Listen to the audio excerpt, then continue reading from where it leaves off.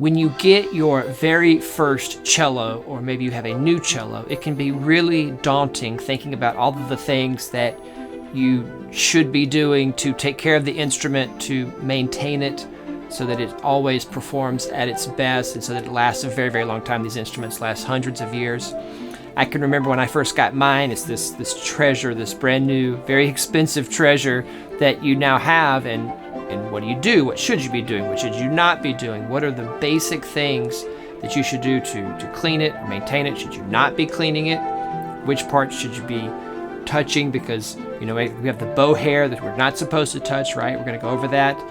What are all of the big bullet points of things that we should do each and every time we play the instrument to make sure that it's always going to perform at its best, so that it has that amazing sound that it first had when we first bought it, that got us excited about the instrument. And I think about all the things that I would tell my younger self, looking back, what would I tell this guy to do differently to help take care of the cello so that it lasts longer and looks its best and performs at its best always. Hi, I'm Clay from thecello.online, and we're going to go over all of the basic things, the most important things that you need to remember to take care of your cello when you are performing, when you're playing, when you're practicing. What should you be doing after each and every session, and also ongoing throughout the year and the life of the cello to take care of it, make sure that it's always doing what it needs to, so it always performs at its best for you. And of course, the first thing that comes to mind is each and every time we play, we get rosin on the strings. And so, having a good cloth is essential. Just making sure we get all the rosin. I have a little bit of buildup there on mine. We're going to talk about that in a second. This is so very, very important because it can get built up and it will affect the sound of the instrument if you have too much of it built up. Make sure it's I use these Music Nomad microfiber cloths. They're really nice. Of course, I'm going to link everything up down in the description if you want to get some of these for yourself. These are completely safe because they're made for musical instruments. All right, on the top here, all right, I always want to make sure that I'm, after every time I play, I'm wiping the strings. I'm also wiping the top here, all right, because the rosin, of course, falls down from the strings and it gets on the body. So I want to have a cloth that's safe for that. And then, of course, every once in a while, just give the whole body a little wipe around, because the dust kind of gets everywhere. There's dust in the case. I want to make sure that I have this handy. This is an essential part of the equipment here in the strings. Now, what do you do when you do have some buildup on the strings? I have used alcohol, and that is exactly what you should use and nothing else. Alcohol is safe for the metal on the strings.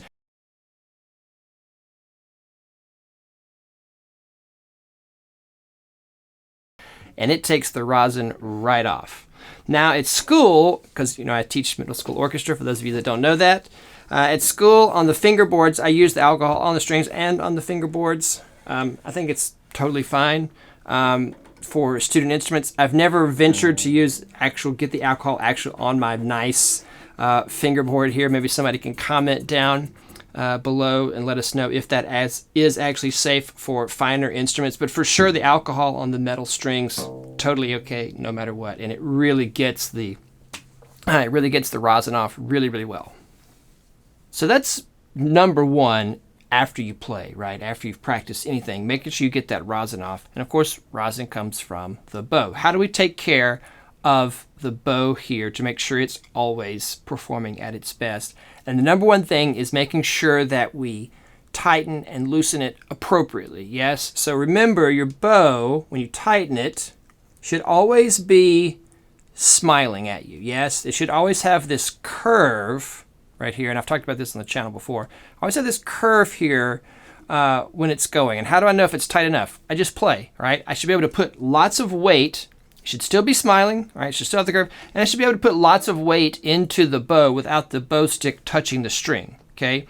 If the wood starts to touch the string when I'm playing forte and fortissimo, it's too loose. I got to tighten it, all right? So right there in the middle, that happy medium where I've still got curve here, and I can get lots and lots of weight without hurting the stick. I don't want the stick dragging across the strings. And of course, when I'm done, equally important to wiping the strings off, okay, just every time we stop playing, is loosen the bow. Okay, make sure it is nice and loose. I loosen mine pretty much all the way till the bow hair is kind of floppy. I want to make sure it's really, really loose there when I put it back in the case. That helps preserve the hair. Of course, gets the tension off the stick, because if the stick has tension on it for too long, okay, if it just sits there all day, all night with the tension on it, it will start to mess up the springiness in the bow, and then it will not tighten and loosen correctly the next time. Okay, so you must loosen, okay, this bow when you put it away in the case.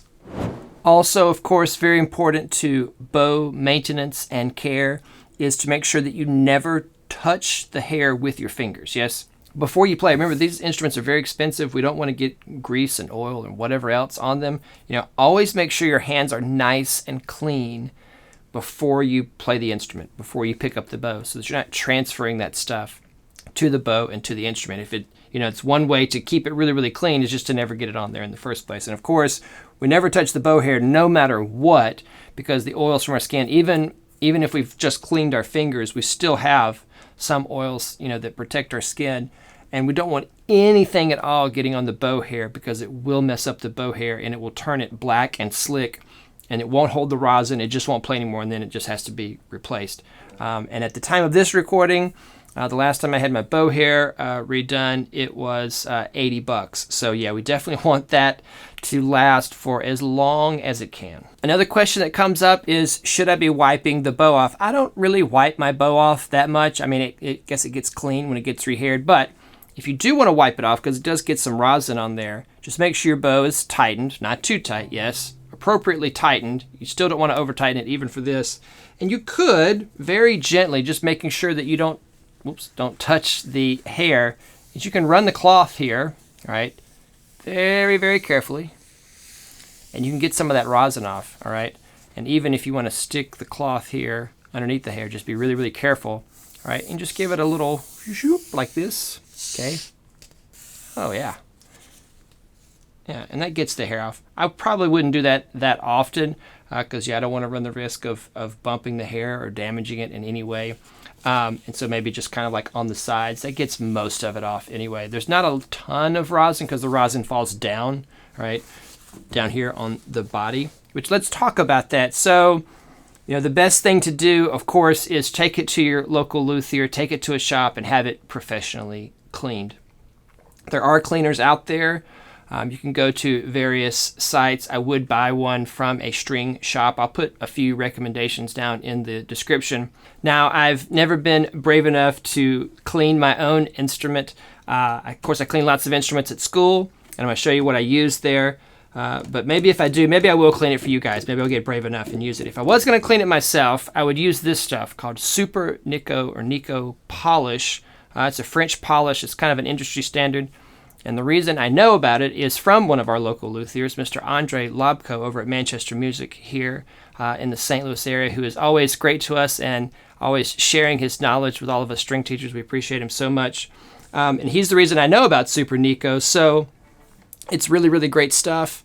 A lot of people use it. I use it at school a lot. It cleans and polishes the instrument at the same time. You just want to make sure, again, that you use a nice cloth, all right, that you know is not going to hurt the instrument. Something soft like a microfiber cloth, all right, or some really soft cotton flannel that you can, you know, put on the instrument that's not going to scratch the varnish. And make sure you only use something that you absolutely know is safe for instruments. Again, I'll put some links down below, some different things. If you want to try the Super Nico, you can. There's some different polishes around, but I would ask around, okay? I would get some good information first. You're getting some here, all right? I would get some more, especially if you have a really, really expensive instrument. But most of these cleaners that you see are designed for musical instruments, and they are safe for the instrument if you want to attempt to do it yourself, all right? But of course, always getting it professionally cleaned somewhere is probably best, the more expensive an instrument that you have. Now, we talked about the bow and some long-term care things that need to happen with it, you know, not touching the hair, making sure we loosen and tighten it appropriately so that it lasts a very long time, so that it maintains the bend and the springiness that it's supposed to. But what are some big picture, long-term things that we need to do to take care of the instrument itself. What are some things that I would tell my younger self, that I would tell this guy right here not to do in order to make sure we take care of the instrument? Well, one thing that I see a lot is students putting the instrument down on the side on a hard surface. Of course, if it's carpet, if it's a soft, whatever, then it's probably okay. I still wouldn't do it. Especially if it was a stage or a performance area somewhere where there's people walking around, I just don't put my instrument down anymore, because my other instrument that I had growing up, and you can see this one got a little bit cracked. That's a long story. That was not from laying it on the ground, actually. But my other one was so beat up here, and it was from doing this. The classic laying the instrument on its side, and then it gets bumped, it gets knocked, and this whole thing, it starts to chip and get beat up and whatnot. So what I'm about to show you now is if I absolutely have to leave my cello sitting there without me, and there's other people around. Here in the studio, I do this. Okay, I'll just lay it, straight on there, and that's fine. I have to leave it for a second. So if I am in a rehearsal or a performance situation, and I absolutely, I got to grab something out of my case or run go get something, if I absolutely have to leave my instrument at my chair and walk away, then what I do is I do this right here.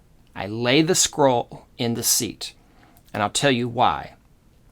If it gets bumped, it will still be there. If it gets knocked, it will still be there. It will still be sitting there in the seat, and it's not touching the ground.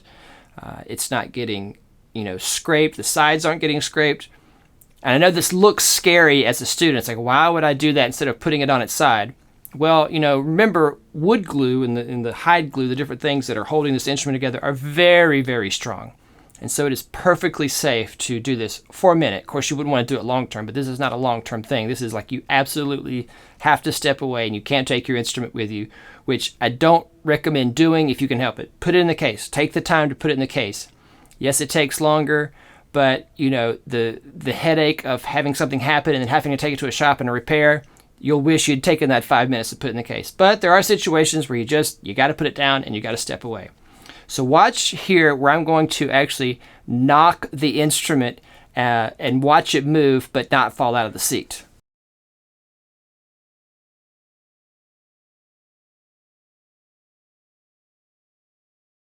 Now, I wouldn't do this at home. I certainly wouldn't be knocking instruments around real hard on purpose just to see what would happen. But I just want to show you how safe this is to put the instrument this way. The other thing with cellos is end pins being out. So if you do put it on its side, put the end pin in. That gray silver end pin, it's like camouflage. It just blends in with everything. And the number one reason that the cello gets knocked in the first place is people not seeing that end pin and stepping into it and knocking it and then knocking the whole instrument around. So if nothing else, it takes 2 seconds, put the end pin in, all right, so that it doesn't get run into while somebody's walking around.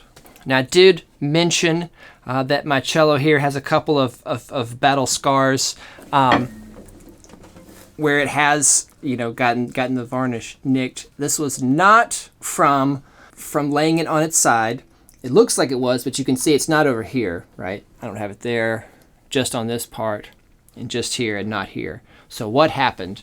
The case, the O-rings there, the metal parts, were so old they actually broke. I got my case in 1996, and it was used then.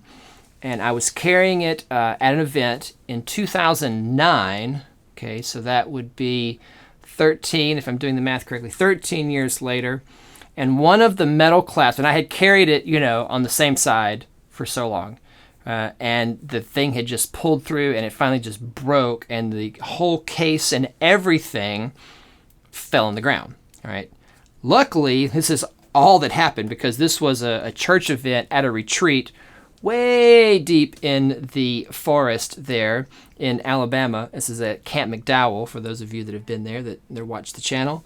And so, yeah, definitely no luthiers around, definitely no way to take it to a shop. So the cello was fine. It's just this. You know, I say just this. It looks pretty bad. Maybe I should get that touched up one day, which you can do if you take it to a shop and get it professionally done. I would not put furniture color on my own instrument, ever, ever, ever.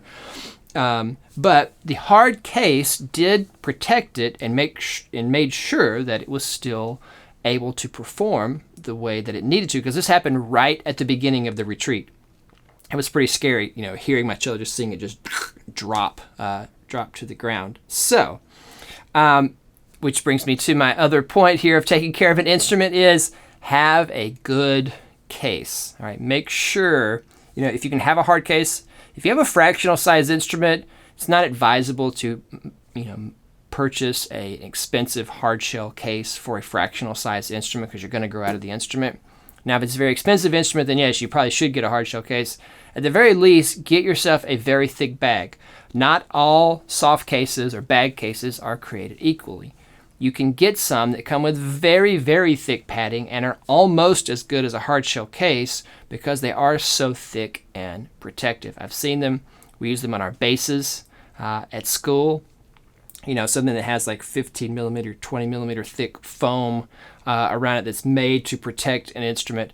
You know, they're nice and they're lightweight. You know, make sure you protect your instrument with a good case, especially, you know, if you have a full size, get a hard shell. You know, get a hard shell case. You won't regret it. Now, the other big long-term over the life of the cello thing that you need to do is taking care of humidity in the winter. Yes, it's winter at the time of this recording, which is why this is on my mind.